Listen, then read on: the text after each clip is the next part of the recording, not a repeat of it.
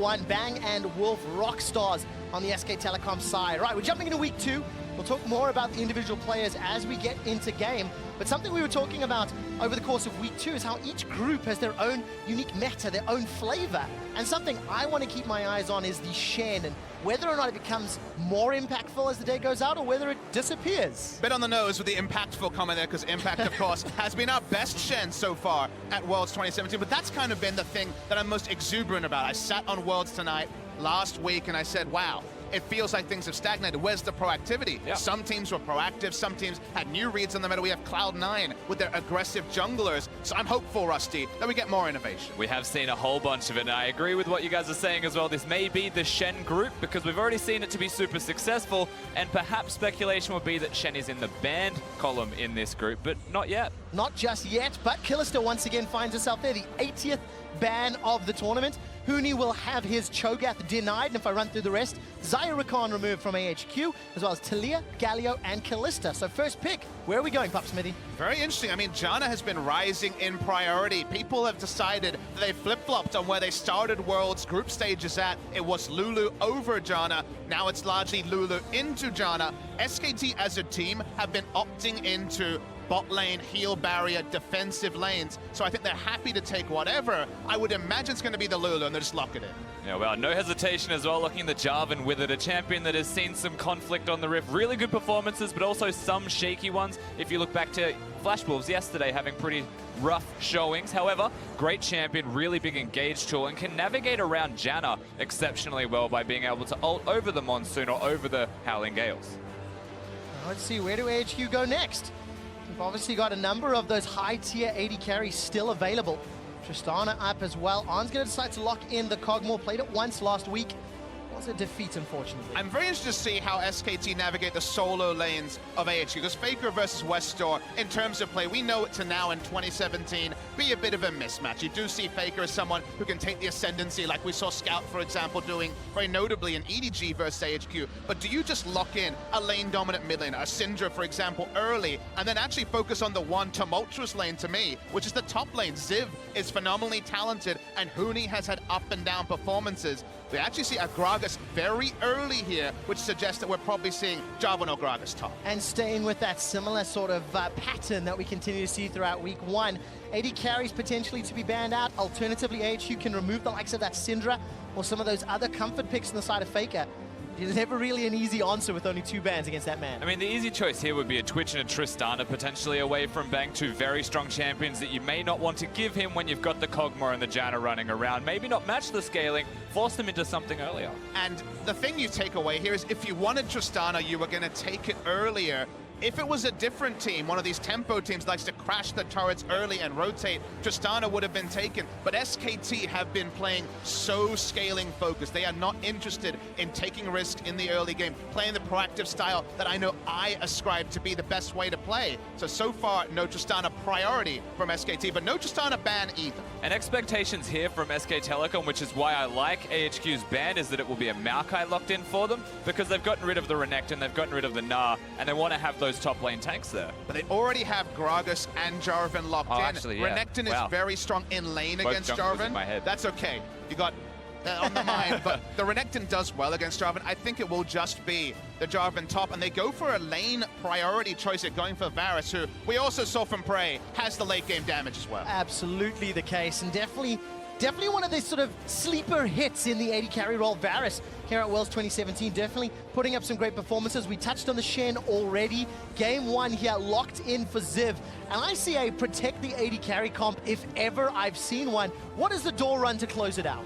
Does the Orianna, perhaps? That would be... it's not the best Ori, but Ori could just fizz into Faker. We get the doors fizz. No, we get the doors blind fizz against the best player of all time. This is definitely the way we go. We were talking in the story meeting. Who would play? Would it be Westor versus Chowie? It had to be Westor getting one shot against Faker before Worlds was over. He went with the blind pick and the reverse matchup from years ago. Please lock in the captain. It is the reverse matchup from semifinals 2015. In fact, it's the exact matchup. Exact matchup with Faker running Cassidy into Fizz all the way back. That was when it was a 3-0 The rest of the games didn't go in favor of Westor as as well, but this was a bit more of an even match. And there was a solo kill by Westor in that game. It's the game you remember when you think of Westor versus Faker. It traps you into thinking that actually it was Westor doing well overall. That was the game where Westor stood strong, even against Faker. All right, let's step back. Rusty, what do we see when we look at these two team compositions? I see that split pusher in Fizz on the side of HQ, and the rest of it screams, keep on alive. Yeah, it's definitely protecting that Cogmore with two big tanks to stand in front of him. The wild card is definitely going to be the Fizz from Westor. And what's interesting is that SKT chose to match the Fizz, have the teleporting mid laners, have the potential 1-3-1 there for both teams respectively. And that does raise some questions as to why AHQ would take them on in that. You know that Koma has a large voice in SKT's team comms, but when he sees a blind Fizz lock-in, I bet Faker's voice gets suddenly louder. He wants to opt into it. Both teams have strong 1-3-1, but 1-3-1 plus Shen is an extra global, so it's an extra variable for SKT to consider. Oh, so exciting in game one here in our final day of groups. It's like a present being unwrapped, and it's fitting that the Gragas skin that Peanut's running is the Christmas one as well. Papa Smithy, we're jumping into AHQ taking on SKT. And for the miracles to align, the equinox, as Crumbs called it, AHQ needs to start picking up some wins, and so do EDG. We'll see if they can start right now. And on the side of SK Telecom, it's all about, okay, you won 3 games, but interestingly, it was a bit of a slow one for SKT. We'll definitely be able to complement that with some stats and things, but SK Telecom still have questions to answer, even if the record looks clean. Yeah, and whilst the early game may be a question for SKT, it hasn't been a major strength for AHQ either, respectively for themselves. And this is one thing you would look at in this matchup and say, well, AHQ need that if they want to beat SKT at all. Early pressure, some kind of control on Summoner's Rift is very important. I mean, you look at this game and AHQ have almost looked at the same stats that we did and say, wait, SK Telecom's playing for the late game, we'll go for scaling. They've had famous games at Rift Rivals against EDG this tournament where their late game team fighting wasn't a question. But you're against SK Telecom, yes, the team that already this tournament has had massive turnarounds, 10,000 gold behind, and made it work. So fighting with fire is certainly a risky choice against SKT. Well, let's see whether or not the door can lead AHQ to victory. Double teleports on both sides. Obviously, that Stand United is going to be pivotal. And if Ziv and Westor can combo, maybe around Arn, maybe around these side lanes, and attack SKT in that early game, Papa Smithy, that is that opportunity, and that's what I want to see them do. It certainly is, and using Shen aggressively around level 6, something I'd like to see. EDG mentioned that the Shen was a headache, but we weren't seeing them being super proactive. I want to note a small stat, actually. It's actually Westor's first game of Fizz this year. It hasn't been a cornerstone of his champ pool. 1 game of TF right at the end of the season in the playoffs. Yep. No Fizz the entire year, and then blind Fizz against Faker. This is playing the opponent, not necessarily playing his own tendencies. When your back's against the wall, fall back to your best champion, your most famous champion.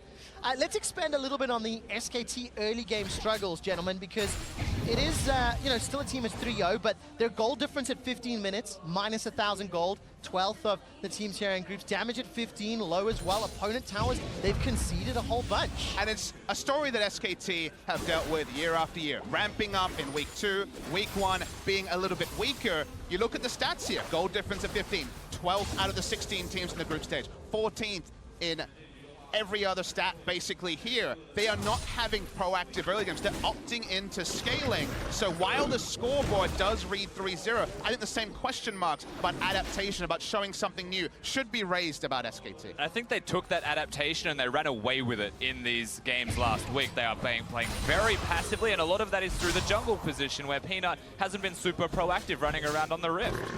Let's see where Peanut is right now. Already done that clear, started on the scuttle in the top corner of the map, give a little bit of additional coverage for Huni. And keeping a close eye on the rest of the lanes, we've got a pretty standard farm alarm here as the game opens up. Huni gets the flag and drag, Ziv replies with a small taunt, and it's just some cheeky trading back and forth, and nothing really to speak of yet. I'm looking to see where the junglers prioritize their first ganks. There's a very real chance that if you're the Gragas here, you'd be looking towards the top side when it bounces back. So not immediately, but it's a really good place to get a Jarvan rolling in. He can influence the rest of the map extremely well. But the other thing to do with this top lane you mentioned earlier, Quickshot, is the fact that Fizz can go up there. could affect that. But if you get to mid-game, he could affect that even better. Most Jarvans will go 2 offense items. Fizz can assassinate that very handily because they both have teleports. The map presence from that play is very significant. And taking a step back, when we look at lane priority, Jarvan certainly will have the pushing options in the early game against the Shen. So top lane, you'd go to SKT. Varus Lulu is a very oppressive pushing lane in bottom. So in 2 lanes, they actually have the ability to potentially invade around the pressure of Peanut. Peanut largely has spent this tournament around top and mid lane providing wards, almost a throwback to Benki of last year and famously his playstyle. He has not been invading like a lot of Worlds fans saw at Worlds 2016. This is the sort of game where if they play around their priorities, they have a lot more flexible options just because they've adapted their draft a little bit to have some presence in the early game. All right, well, let's see where that presence appears, gentlemen, because it's about 5 minutes in. Double bust for both the respective junglers. You can see Peanut starting to make his way towards that middle lane as Bang and Wolf are shoving in on an Albus. And I was going to have a little bit of farming duty under the tower. No real surprises here. It feels like I'm looking at some of the CS differences. Faker's already got a healthy lead in that mid lane, but again, into Fizz early levels, you kind of expect that. Yeah, you definitely do. Fizz has some outplay, and there are instances where he might be closer to equal, but it's dependent on the trades, and Faker expertly with the Kassadin is throwing out at the correct time, and has been doing very well. And I love to see Peanut playing around that priority. You can see the triangle of wards already put on the bot side jungle. Doesn't spot anyone right now, but lets them know that Sejuani is inevitably going to be on the top side of her jungle. So a lot of information here. Even knowing when a camp respawns gives a team a lot of information about where the enemy jungler is going to be. Yeah, thank you to the observers for highlighting those wards, of course, giving some safety to Bang and Wolf, allow them to keep pushing. Bang this tournament, I was saying in the pregame, just great performance. Bang and Wolf is a duo, but specifically looking at Bang, post-Rift Rivals and at Worlds. And that was unfortunately where Bang really started to fall away in terms of regular season play, was after Rift Rivals. The numbers don't necessarily turn your nose up. They weren't necessarily Bang being a low tier 80 carry in Korea, but he lost a lot of his luster, and I think a lot of that actually, Quickshot, was the meta evolving. We lost the Enchanter supports that Wolf is strongest at. It's usually the Lulus. He looked great on the Nami famously, and the Zyra way back when at MSI. But as the meta favorite engage, there were these little moments where Bang would be caught many more times than you would expect for a player of his caliber. And now, with us going back to Janna, back to Lulu, back to Enchanter supports, he looks oh so much more comfortable, and Wolf alongside him is still great. And to give some extra context for the CSD at Worlds specifically, he's played 2 Twitch games and a Cogmore game. They're not exactly win lane champions, but he is playing so incredibly well with Wolf as a duo that they've been able to get leads like that, and that is something that probably shouldn't happen. Well, shouldn't happen, and we'll see whether or not Bang and Wolf can accelerate ahead. They're even with Arn and Albus into this Cogmore Janna lane. It's still around a 10 CS game in the middle, and Rusty, as you were mentioning earlier, Huni already returned to lane with that teleport. He's got himself a Tiamat. Level 6 for Westor and teleport, so there is a potential King of Demacia, or Prince of Demacia, that could be jumped on. There definitely is. It's a place that I will be keeping my eyes peeled towards. Having the Tiamat, you can see contrasted by Ziv's Barmy Cinder, means they'll both be focusing on clearing the waves, which to me speaks that AHQ's strategy may be around 5 people towards the bottom side of the Rift. You know that Peanut, as you mentioned, Papa Smithy loves the top and mid sides. Well, there's a very obvious place that you can go that isn't where Peanut is. And definitely, and I like to see where Ziv goes from here. A lot of top laners on Shen will actually go Barmy Cinder into Tiamat for the most possible wave clear. If they are worried about the potential for Peanut to take over Mountain's jungle, you go double early game focused wave clear items and try to match pace with the Jarvan, if not actually have the skills to eclipse a Jarvan. All right, well, first teleport already being used. Down the bottom lane, a number of pings from SKT. Yeah, Peanut spotted him quite a while ago. Didn't have the vision, but was physically there to see him. It was only Westor's teleport, so don't take too much from it. He's just going back to his middle lane anyway, seeing what they could perhaps get done by poking their heads around. Yeah, maybe a little optimistic or opportunistic. However, nothing really gained or lost. It's still a small advantage for Faker, and he's going to maintain that teleport. So important to note that Faker can react to a Stand United play if it were to break out offensively in the next few minutes. And we continue just this even farming game, and it's going to be an interesting mid-game because there is a lot of engagement, a lot of potential for engage on both sides. If anyone is caught napping, if anyone's vision starts to fall behind. And look at this, Mountain already bullied out of his But jungle. that's because Westor is bottom lane right now. It's the EDG mantra from AHQ right now. Find any opportunity to go towards the bottom lane, get your Cogmore ahead, and when it's ahead, you have a win condition. But you have to remember what they concede, what they sacrifice, and give away to make that happen at all. Right now, it's a Fizz's blue buff. Yeah, you're getting Cogmore even CS by basically clearing out any bot lane pressure, but you are giving bonus objectives to the side of SKT. So SKT playing around pressure, something they haven't been able to do because that was not the mantra of their drafts in week 1. It's not a surprise that they're showing that, but it's good to see some strategic flexibility as they roll into an inevitable best of 5 thing. And we're going to be looking towards the rest of the games today as well. 3 games per team minimum. How much growth have we seen? The analyst S was talking about the ridiculous win-loss of the SKT organization and franchise in groups. Yet we can still look at clear weaknesses, clear areas of opportunity that could get punished. And it's up to AHQ to demonstrate over the last week. They have learned, they have adapted, and importantly, they can do so. That worry that history will repeat itself. Albus is very aggressively trying to hold the lane here for his AD carry. Does so well. 2 minions have died, and Arn should be able to get that last one as we catch a quick glimpse in the mid lane. Flash still available for Faker. Let's see where the CC comes from. There's the permafrost as well. Chum the Waters tags from a good distance. First blood to Westor. Very simple. They held on to everything for just the right time. Really clean execution there. Getting first blood for Westor on the blind pick Fizz will only help the mentality of AHQ. It's super awesome to watch the mind game from Mountain against Faker. They forced the flash out of him. He knew that it was happening sooner or later and just casually walks up to get the 4th auto attack. Guaranteed stun. From that point, Faker probably shouldn't flash at all. Really well done by AHQ. Get themselves a small advantage. And of course, the kill secured by Westor is just fantastic. Here's a replay of the mechanics. Yeah, and you'll see that the first spells hit the flail from Mountain. Westor's done most of the work so far. Hits the fish as the stun connects, and really good layering of CC from them. And then Westor and Mountain's awareness of Peanut was the other big substantial thing there. They tried to dodge the cast. There was actually vision over that wall. I feel like it was just the decisiveness caught Faker unaware, and in the end of the day, he falls. Like you say, the mind game for Flash. Unfortunately, the Sejuani's faster, so there was no way for him to stop a literal melee range ultimate, so he chose a Flash, it failed. Very nicely engineered by HQ. And it manages to give them a minor advantage, though. A huge amount. Westor continues to trade with that Urchin Strike, and first items were picked up, gentlemen. It's actually SKT a little ahead of the curve. That Rod of Ages completed.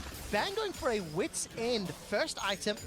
Obviously going to be benefiting the rest of the squad as well, but that's a little against the norm that we're usually seeing with that Rageblade first. Yeah, for me, that's just by spiking sooner and also spiking as a skirmish with more than 2 people in the fights. Lulu does a little bit more damage as a result of it, with an Ardent Sensor spike having ability power, but Kassadin now is also super relevant, as is Gragas, if they're hitting the same target that Bang is, and that could be a result of, if we fight, peel for Bang. And it's the sort of thing that I want to sit back and really think about to try to uncover why, because we know that Rageblade's synergy with particularly the Ardent Sensor is the big reason you'll rush Rageblade, because it's on hits, and of course once you get the Ginsu's Rage with 6 auto attacks, you're applying them twice, you're getting the big on-hit healing. To me, I look at this with a double teleport team and I say, I get Wits in for damage for fighting early, and that means probably going to see some 5v5s in the bot lane if things go SKT's way. I love it when there's parties in the bot lane. It gets me very excited. We're in China. It's what happens here in every game of League of Legends, as far as I'm aware. Is that true, Rossi? Can confirm, we love bottom lane a lot. A whole lot of bottom lane. All right, let's see whether or not it'll go SKT or HQ's favor, because it's still an even game. Ardent Sensor picked up by Albus, so he's slightly ahead of the timing. But I want to just draw our attention to the CS differences for Westor. Still around 9 CS down as we're approaching 15 minutes. Westor's CSD at 15 in groups has not been great. Minus 31, as you can see on screen. And we'll see whether or not the potential kill threat here, or at least engage threat, can help cover some of that negativity. The weirdest thing about Westor in the middle lane is how much time he spends out of lane, but not necessarily working with Mountain, just being invisible. Sometimes he'll go bottom lane, we saw this in this game already, by himself, just to have a look to see if he can get something done. Teleports to look at something with Mountain, doesn't commit to it. All of this time, Faker is farming, or his opponent mid laner is clearing the wave before they roam, and that's a lot of the CSD that he's having negatively for Westor. Saw the roam around top blue buff, now we're seeing the same sort of roam here. Smited by Mountain. Manages to pick that up. I think Peanut smoked just a little early in that one. So it seems like both teams in general are doing what their drafts and where their pressure lies. So far it's been very ordered, if not a very explosive game. Faker, besides going down, has had control of the lane because Cassidy has a targeted ability to harass. Doesn't have to get into melee range, so despite it being melee versus melee, when it comes to actually contesting the creeps, you're taking free damage if you're the Fizz. But I will say at this stage in the game, it's better for AHQ than SKT for this to be happening. For a Lulu Varus to go even with a Kog'Maw Janna is not something you want to happen in the game at all. Nice flash. Great flash from Arn, getting out of range of that Chain of Corruption, but rinse and repeat, right?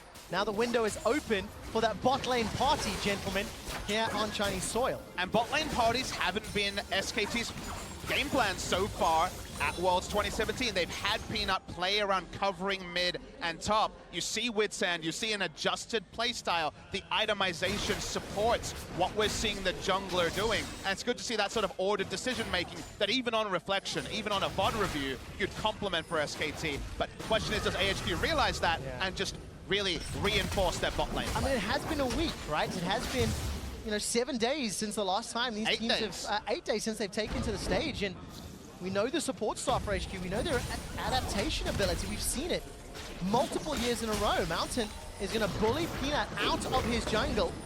Flashes are available. Now Mountain's gonna get collapsed on. Look at Faker coming in from the side. Stand United starts to get channeled. Mountain may not survive the full channel. Chum the Waters comes in, buys enough time for Zip to arrive. Here comes Westor, 1-for-1. Junglers are down. Zip's looking for Faker. He's forced to run. Peanut Blue is flashed to survive and ends up being a trade top for jungler. Yeah, Fizz was second to react, but has the easy ability to get over the wall, was a max range fish as well. The Fizz is now 2-0. Faker picked up kill credit as well. But it took so long to actually burn down the first target that it ends up going even between AHQ and SKT. And we noted also, as that started, Mountain was actually 2 levels up in experience over Peanut. And amazingly, he still is, even though he's the one who dies in that trade for AHQ. And a lot of this, we said it at the start of the day, Shen exists. Shen is level 11, biggest shield coming out of him. He's able to influence this, what looks like a great collapse from SKT, by enough time for Sejuani to put in overtime. Stays alive, does extra damage to everybody, and then a max range fish will connect as well. And it's that length, duration of time that he spends alive that even lets AHQ trade at all. Great play and counterplay. Gives AHQ a 600 gold lead. And as you mentioned, that level difference was 2 levels. There's 1,000 gold in favor of Mountain. Got themselves a couple of assists under his belt as well, which will help out in that case.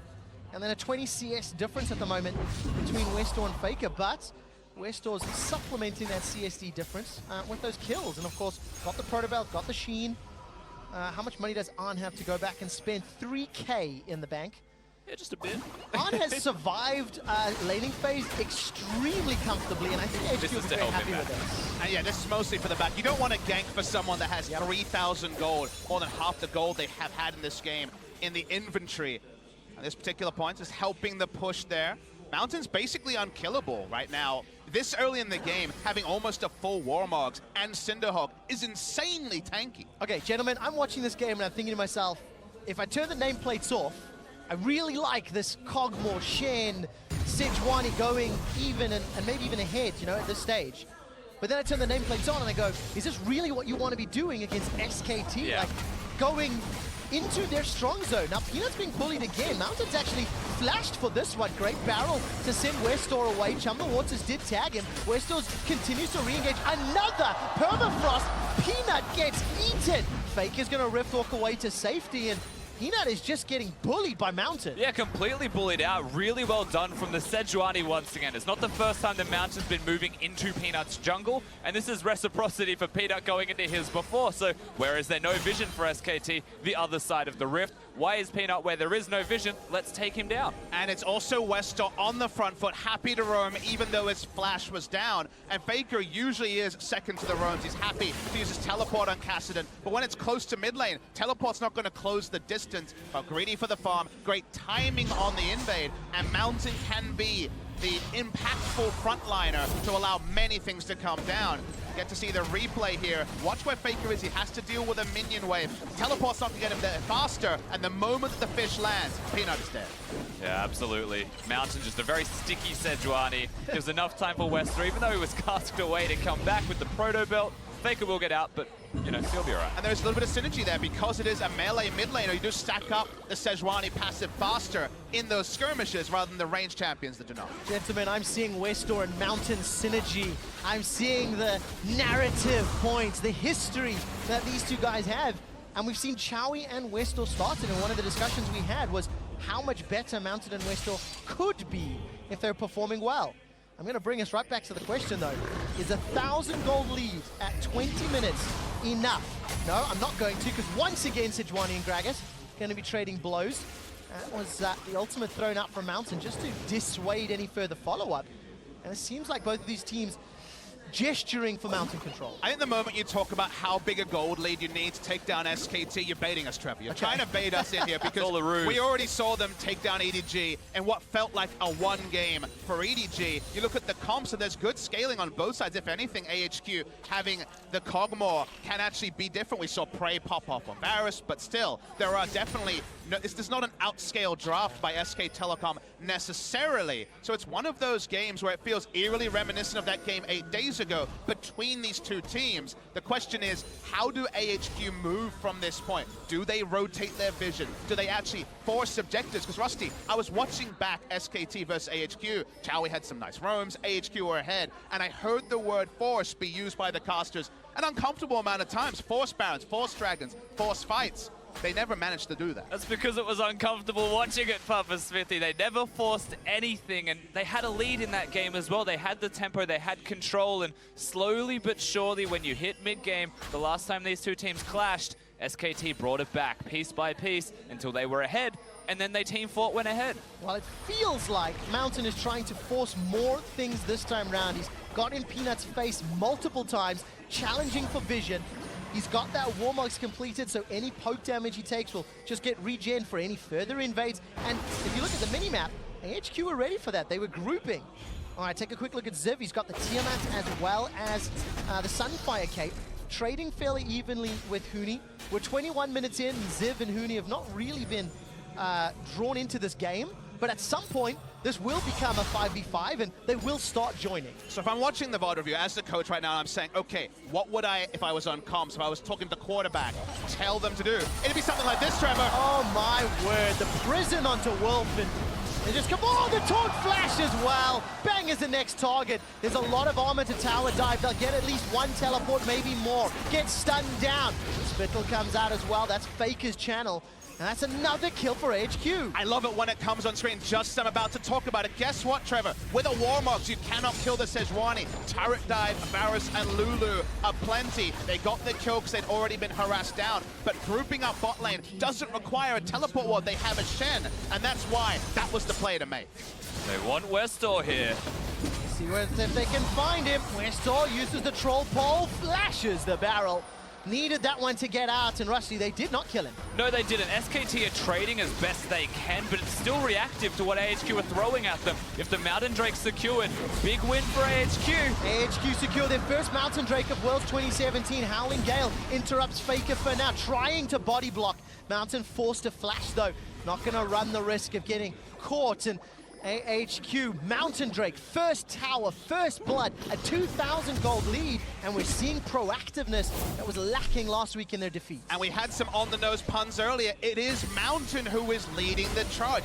This is the lane to go to, because you don't need the deep blue side ward behind and have your Jarvan teleport. Shen can ride in on the unkillable Sejuani, comically tanky this early in the game, make the turret dive deeper than I thought it was going to be, but with how low the turret was, they just kept going. Exactly. It was super deep, but the first turret blood was there for AHQ. They get that on most of the members of their team. I don't think they disperse that to a single person in particular, but this unlocks the map so much more for AHQ. Not only do they have the bottom lane outer turret, they can send that grouping towards the top side of the map if they wish. Shen much more available to help the team as well. Even though there is going to be a teleport for Huni, Shen's ult's not far away.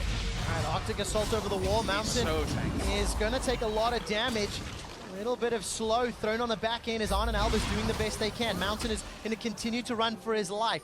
Westor still waiting in the wings. Got to be careful not to give up yet another kill. Mountain will get run down. No! The flash heal! Shield! Monsoon! Albus brings Mountain back from the brink. Now Westorp first to use that troll pole to escape, and all of a sudden, AHQ, they fancy themselves a shot. Will force a flash to save his life, and AHQ save their jungler. So tanky is the Sejuani that you can have the counter roam by the mid lane Janna to make him live. And this game point, where we are at 23 minutes, is beautiful for AHQ. They take down the bot lane turret. They're happy to have Fizz and Kassadin match each other. They even have a teleport advantage on the Fizz. But in the mid lane, it's Rageblade and Hurricane done for the Kog'Maw already. He can just freely push, and the moment they decide to push, the Sejuani invades, and they repeat their invasion plan again. Oh, no room for error on the side of AHQ. Continuing to go. Faker's low on mana, got flash available to him.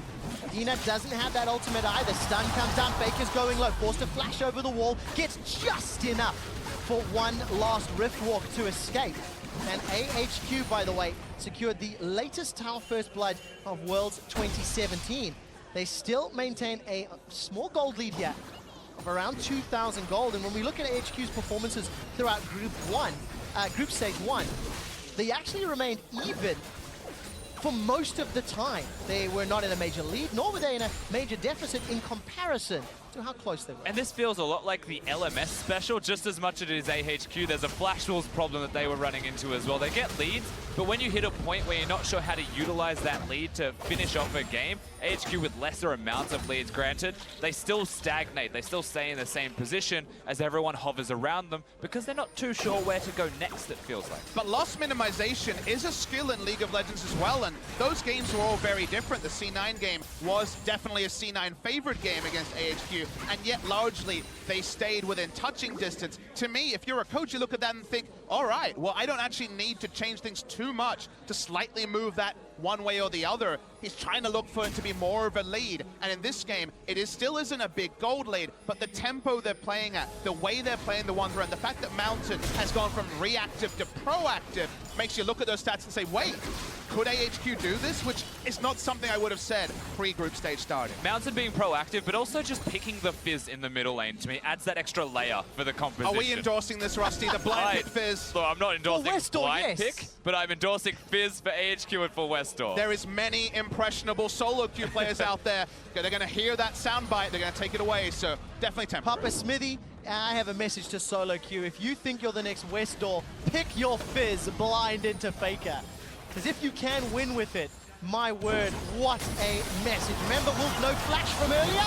Manages to survive with wild growth. Oh, that's an aggressive flash forward. Will it pay off? The short answer is yes, as the barrel sends him to safety. May have saved Peanut's life as well. Tower number 2 falls and AHQ can continue the siege. Mountain at any point has about 3,500 health with a Shen ultimate as well. So they keep turret diving. Faker's parked in a side lane. They're going to try and take a second turret mid. Faker's not parked in a side lane. He's busy being battled by Westor. 2 towers in a row for AHQ. Finally going to go down as Arn takes a tower shot. Chum the Waters tags Faker, slows him down. AHQ can respond. Stand United being channeled as Faker manages to survive long enough. The flash away from Westor gets away with the playful trickster. AHQ are not done yet. 6 kills to 1. Manages to survive just barely there. Westor from the reinforcements rotating from mid lane straight to bottom. Very clear plans coming out of the LMS side here. On the opposite side, Hooney's trading as best he can, but kudos to AHQ. They're being proactive. They're making the plays.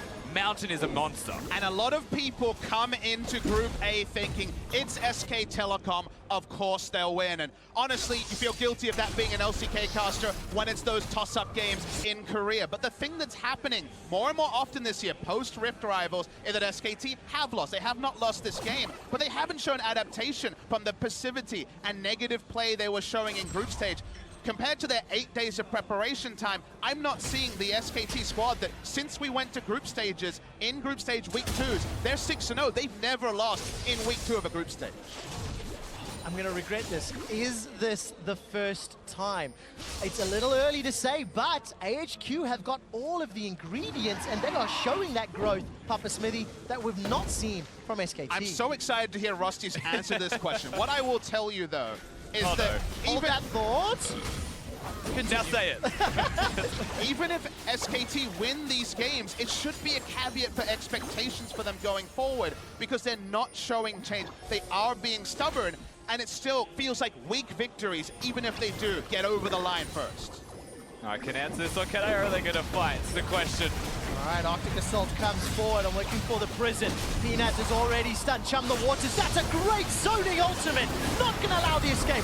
Wolf forced to use the Glacial Prison, and he's popped on yet another. That's a double kill. Dash forward, flash away from Faker, using that Riftwalk instead, rather. Mountains on a killing spree. AHQ, 3 kills for 0. And straight to the Baron for AHQ. They're not looking at the Mountain Drake. It feels like they've answered for me, quick shot. They are putting in work, they are getting engages, and they are winning these fights. Both these AD carries have the same playstyle in fights. Want to stay in one spot, throwing out those Hurricane Bolts. But the difference is always when you have Rageblade versus Rageblade in the tank line, and Mountain can jump into everyone. The Assault means that no one can get past him, and Bang is zoned out of damage in most of these fights. AHQ get Baron, extend the gold lead to 5,000. And here's a replay of that fight. Once again, the awareness from Mountain of when to engage. Westdoor, it was a great zoning fish, as you mentioned, but the real MVP here is firstly Ziv tanking, but aren't able to freely deal damage. Compliments of a nice cast from the enemy team, knocking him forwards. Usually a curse, in this case a blessing, because it finds Wolf. When Wolf dies, Bang surely going to follow afterwards. No protection for the AD carry.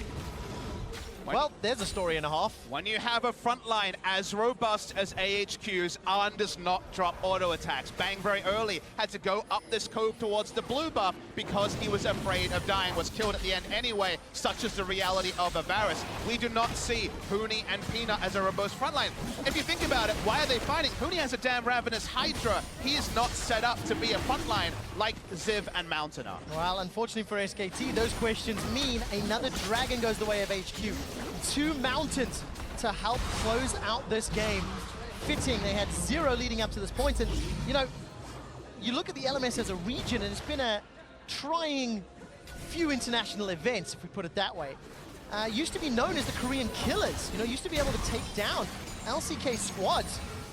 And AHQ maybe keeping their playoff dreams alive, maybe keeping that crazy shenanigans possibility. Because this gives hope to EDG. This breaks the group open just a little bit more, Rusty. It definitely does. AHQ with the right foot forward to try and close this game out. We know SKT are keeping themselves in it. As turrets are being sieged, note that, yes, a Mountain Drake went to AHQ because SKT chose a turret. And then they chose a turret mid lane for the Drake again. They're trying to get gold. They've realized it's very important to have gold for items so they can at least match the fight that is being thrown at them. All right, AHQ are matching the towers. That's the 6th that they've taken down. Westdoor trying to keep Faker away. Inhibitor is the focus, and keeping my eye on Arn. Huni, by the way, bullied out of lane by Ziv. So Ziv is going to push that one up. Level 17, that stands united at max ranks, and it will provide a gigantic shield to whomever is the target. AHQ playing this one patiently and controlled. 1 minute on Baron, multiple lanes pushing in their favor. Note that Huni could have teleported onto the deep ward, but they don't want to fight. They don't feel like they can win if he flanks, so they're giving up the inhibitor for free. And can AHQ get any more? Riftwalk to safety from Faker. Ziv peeled away from that top lane, and mid lane needs to be pushed back, but Super's in the bottom. This is going to give more control to AHQ. It means that in about a minute from now, bottom lane will start to push for itself. They don't have a whole lot of Baron duration left, however, to utilize all 3 lanes pushing at the same time. They'll let bottom go in, it feels like. Mid lane, big priority because Ziv is doing so well against Huni. And if they ever keep Huni away from the team fights, he's a damage-dealing Jarvan that's stuck within the confines of his own base. That's really poor for SKT. They need to unlock Huni.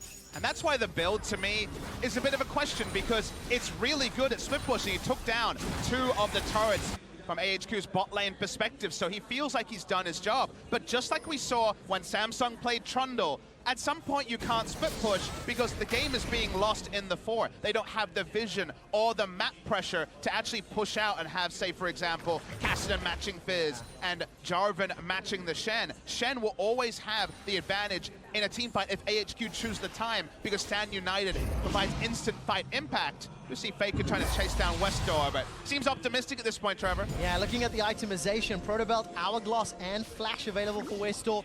Obviously, Hourglass for Faker as well to complement that Roa in Lichbane.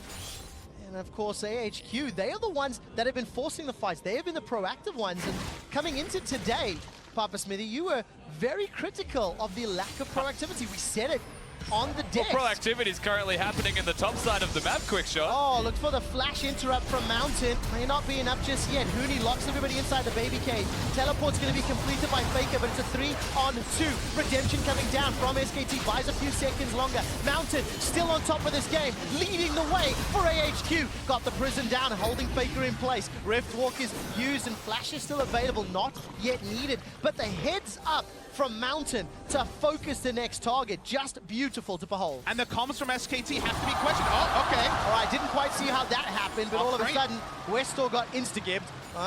That's what you expect from a player like Faker. And the crowd erupts. All we can criticize is the first call. SKT choose to use the teleport on AHQ's side of the map when they knew the rest of the team wouldn't be there to actually be reinforcements. They were likely to trade down. The Westor kill does change things a little bit. It does indeed. 30 seconds on that death timer. They can't use that pressure anymore, Rusty. No, they certainly can't. Of course, not even having the teleport there for Westor means that he'll be walking back to base, to the lane rather. Shen still has everything up. Teleport there, not Stand United just yet, but he's still mobile, so he can still pressure side lanes. Remember, the bottom is starting to push in with super minions as well, but we get to have a look at what happens on the top side of the map. Consider where the rest of AHQ are on their side of the map compared to where SKT is, and Faker completes his teleport. Westor will do enough damage to take him down, but they still invest in this. Albus is always going to be there first. The Kog'Maw is going to react first. That's why Mountain looks for more targets. They don't find any more kills, but this was a losing fight choice by SKT. Yeah, active choice to lose that fight. Westor didn't have a lot of health to his name. Good flash ult from Faker, though, out of range.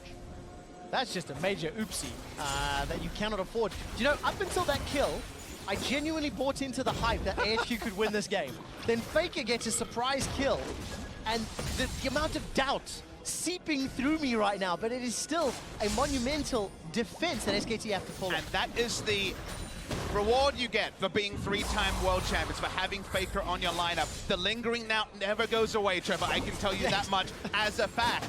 But this is once again AHQ playing smarter than they did last week, growing the same lead that they were able to get against SKT last time. And SKT also making more of the mistakes. If you remember, those mistakes were often front-loaded. They were 15 to 20-minute mistakes. Now we're seeing 30 to 35-minute mistakes. It does not look like the SK Telecom that everyone holds to that high standard. And here's the thing for me, though. For AHQ, there's still absolutely hope. It's a 6k gold lead, 2 Mountain. I'm looking at the Baron over the Elder as a bigger priority. It's very good as a siege enabler for this side, and I do think they should be prioritizing that buff. But at the moment, it feels like they're prioritizing the team fight on getting the pick first before they go for the objective. Hey, why not both? If you get the team fight, maybe you can look. Of course, that Elder Dragon not going to empower anything on the side of SKT. As AHQ are going to start this one off. SKT waiting in the wings. Faker can come from that blue buff, and AHQ decide to peel away. Chum the Waters once again forcing Bang's flash. Faker is off on the side lane looking for the engage opportunity. Cataclysm can come down. That is a great prison. Bang continues to get zoned away by Mountain, while Huni and Faker get shut down inside the Cataclysm. Faker's going to have enough time to Rift Walk one last time. Now AHQ looking for more. There's super minions working their way towards the inhibitor, which has respawned. And the question is, do they go for the end or just the inhibitor? With a teleport coming in, it's a risky play, but that's one carry gone. It's only Bang with real ranged wave clear, and he has no flash, so he can be easily collapsed on. I think AHQ's smelling blood. Are they going for the game? Zip's going to tank up the Nexus turret. Now Peanut left That's one gone. That's one already down. The second is about to fall. AHQ, they're not being challenged. SKT, they can't stop them. AHQ are onto the inhibitor. They turn for the kills, trying to get one or two more. And AHQ strike down SKT.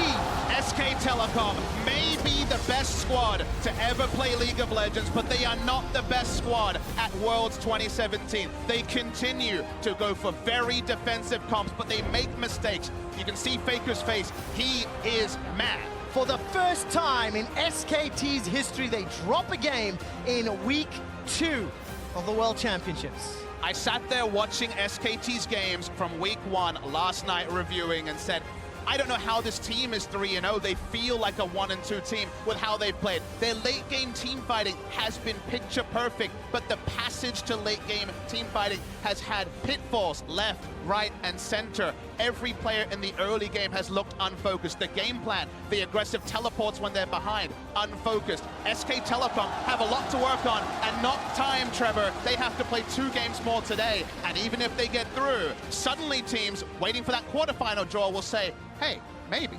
Maybe you want them. I mean, they're no exception to the rule of having some weaknesses here at Worlds, but credit where it's due to AHQ for having a fantastic performance. Namely, if we're going to pick a player on this team that stepped up to the plate, absolutely Mountain. That guy had an incredible performance. The engages, the aggression, something that we haven't seen from them in the first week was very prevalent here, and that was against SKT. Near flawless. It felt like every time Mountain was somewhere, there was support for the rest of the team.